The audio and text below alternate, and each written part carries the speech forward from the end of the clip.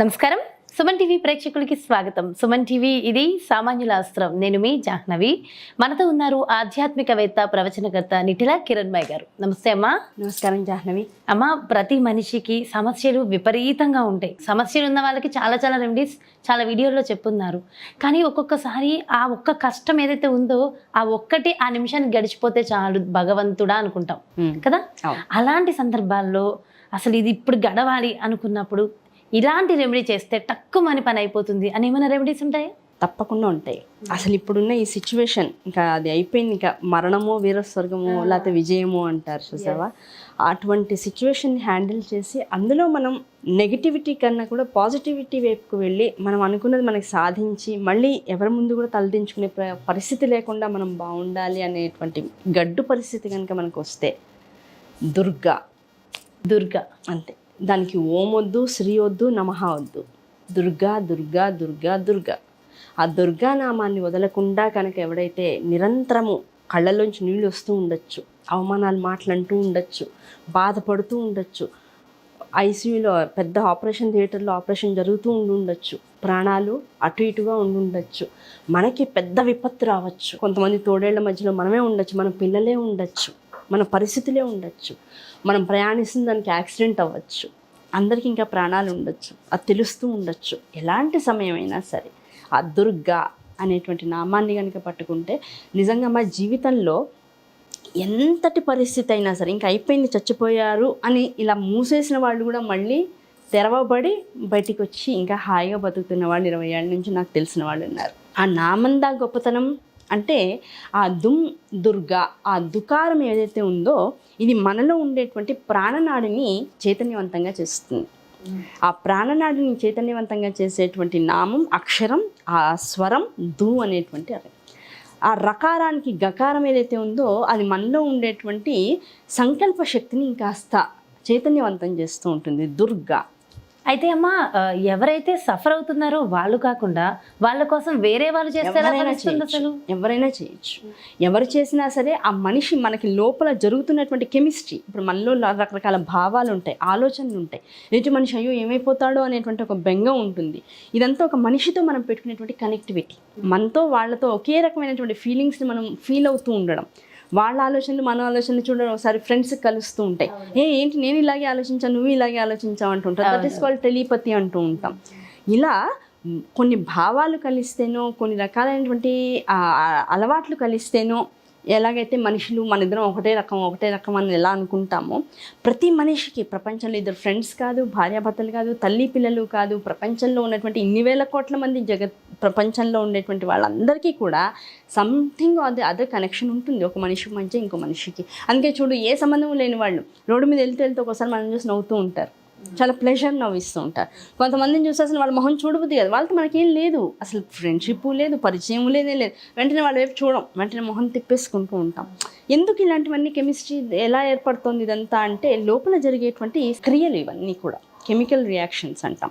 ఈ కెమికల్ రియాక్షన్స్ని నువ్వు ఎంత జాగ్రత్తగా అబ్జర్వ్ చేస్తూ ఉంటావో, అంటే ఎదుటివాడికి మంచి జరగాలి, వాడి కష్టంలో ఉన్నాడు, ఆ కష్టంలోంచి వాడు బయటికి రావాలి, లేకపోతే నా బిడ్డకి కష్టం వచ్చింది, ఆ బిడ్డ నా దగ్గర లేదు కానీ నా ద్వారా ఆ బిడ్డ మంచిగా ఉండాలి, లేదు వాళ్ళ ఫ్రెండ్కి ఏదో కష్టం వచ్చింది, అమ్మాయి వాళ్ళని ఏమైనా జపం చేయమ్మా, నా పిల్ల ఫోన్ చేసి చెప్తుంది, తప్పకుండా చేస్తావు, ఒకసారి ఫోటో పంపించు, అబ్బాయో అమ్మాయో ఎలా ఉంటారో ఒకసారి నాకు చూపించు, వాళ్ళని మంచి కోరి నేను చేస్తుంటాను. అంటే ఆ రూపము, ఆ విషయము నాకు తెలిస్తే I can definitely connect with them.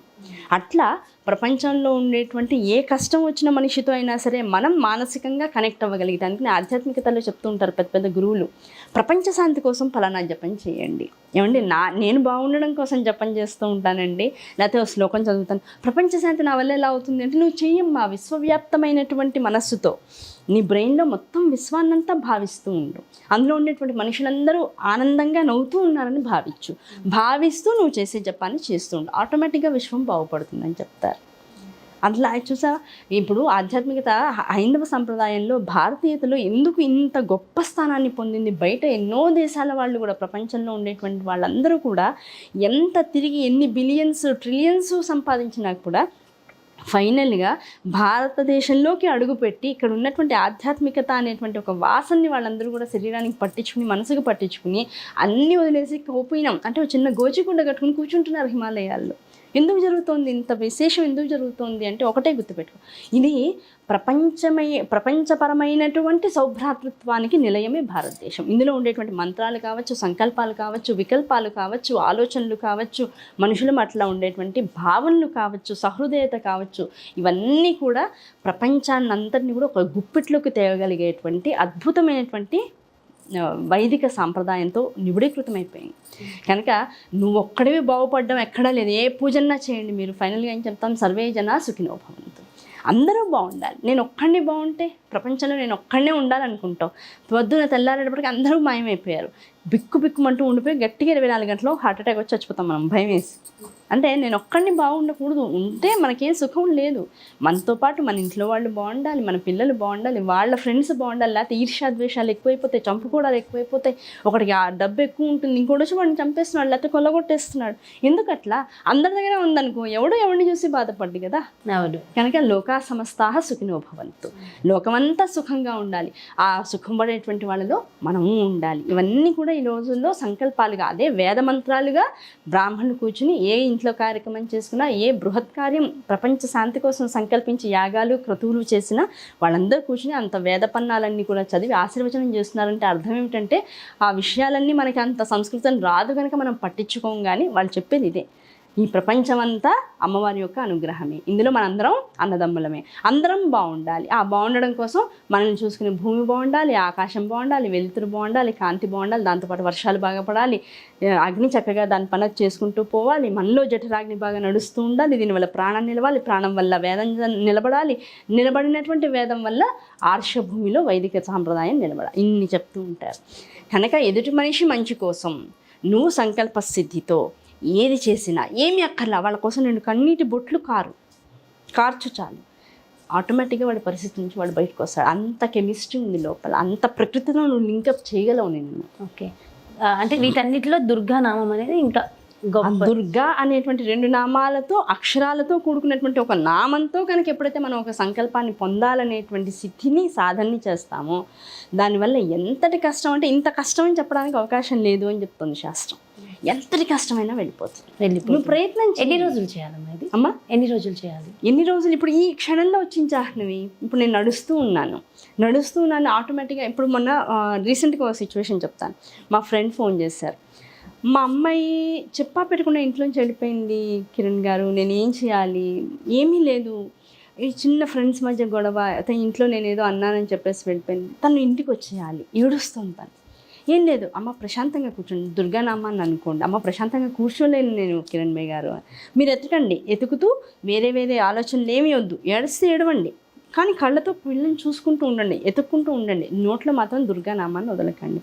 Within 1.5 అవర్లో ఆ అమ్మాయి ఇంట్లో ఉంది.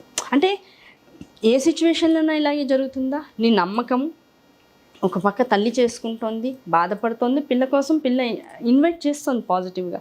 ద సేమ్ టైం నేను చేసిన నాకు తెలిసింది కనుక ఆ అమ్మాయి రావాలి. ఎందుకంటే పరిస్థితులు రోజులు బాగాలేవు, ఎలా పడితే అలా పిల్లలు రోడ్ల మీద ఉంటే డేగల్లాగా వచ్చి వెతుక్కుపోయేటువంటి రోజులు వచ్చేసేసాయి. కనుక పిల్లలు సేఫ్గా ఇంటికి రావాలి. ఆ ఇంతకు మించి కష్టం ఏమన్నా ఉంటుందా తల్లిదండ్రులకి? ఉన్నట్లుండి పిల్ల ఇంట్లోంచి బయటకు వెళ్ళిపోయి ఎక్కడున్నానో ఫోన్ లిఫ్ట్ చేయకుండా ఆఫ్ చేసేసి కూర్చుంటే ఇంకా అంతమించి కష్టం ఏమన్నా ఉంటుందా? ఆ క్షణానికి ఎన్నాళ్ళు చేస్తారు దుర్గానామాన్ని? ఆ సమస్య తీరేదాకానే మొదలైంది, ఎండ్ అయింది. ఆ రెండింటి మధ్యలో మనస్సుతో శరీరంతో సాధన చేసేసావు చాలు, ఆ పిల్ల ఇంటికి వచ్చేసింది, ఆనందం. ఇంకా దుర్గానామం ఇంకా అనుకోవాలా? ఇంకా మళ్ళీ కష్టం నీ ఇంట్లోకి అడుగు పెట్టదంటే ఆ దుర్గానామం గొప్పతనం అలాంటి. చాలా సంతోషం అమ్మ, నిజంగా చక్కటి విషయం తెలియజేశారు, చాలా ఇంపార్టెంట్, ప్రతి ఒక్కరికి అవసరం. చాలా చక్కగా ఎక్స్ప్లెయిన్ చేశారమ్మా. Thank you so much. నమస్తే. చూసారు కదండి, మరి దుర్గా నామం ఎంత పవిత్రమైనది అసలు, అంటే ఎంత గొప్ప నామం. ఆ నామానికి తగిన అర్థం చెప్తూ అసలు ఎలాంటి సమస్య నుంచైనా తప్పించుకోవాలి, వితిన్ సెకండ్స్లో మనం నమ్మకం నిలబడాలి అంటే ఏం చేయాలి, దీనికి ఎంతో చక్కటి ఎక్స్ప్లెనేషన్ అందించారు కదా. మరో చక్కటి వీడియోతో మరో అందరికీ ఉపయోగపడే అంశంతో మళ్ళీ మీ ముందు